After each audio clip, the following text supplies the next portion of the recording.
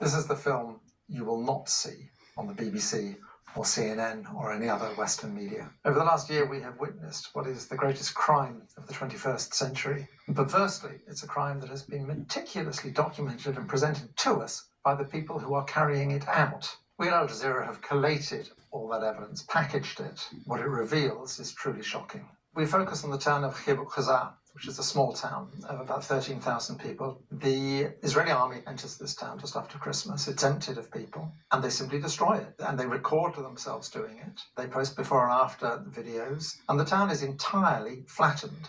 There is no precedent for this in the whole history of the Israeli army. We have become addicted to explosions. The willful destruction of civilian property for punitive reasons, or even perhaps to create a buffer strip, is illegal. You can't do that. It's against international law. And they're doing it, and they're recording it, and they're putting it on Facebook. And we know the names of the soldiers and the commanders who did it. They go into the homes of Palestinians, and they're often clearly staying there, and they just smash them up, and they film themselves smashing them up. They also delight in going through women's underwear drawers, and this is a sort of recurring obsession. You have to see Israeli soldier videos in the context of the broader output of Israeli society. If you gave me a button to just erase Gaza, every single living being in Gaza would no longer be living tomorrow, I would press it in a second. I would press it right now. Give me that button and press it right now. There you go. And I think most Israelis would.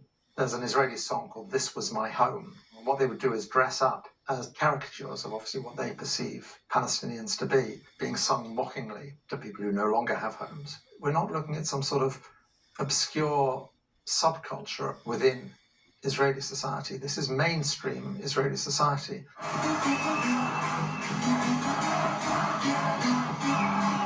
When people tell you who they are, believe them. It's an entire nation out there that is responsible. And we will fight until we break their backbone. 972 magazine carried a story about how the Israelis were using AI, artificial intelligence, for targeting. Essentially, they had a problem. They wanted a rate of strikes in the Gaza Strip, which human computation couldn't keep up with. They needed to use AI to identify these targets. They're using people's phones and their social media, any information at all they can scrape about them, and then they track them through their phones. So who are they talking to on their phone? Who are they simply near as they're carrying their phones around? And they have a little league table.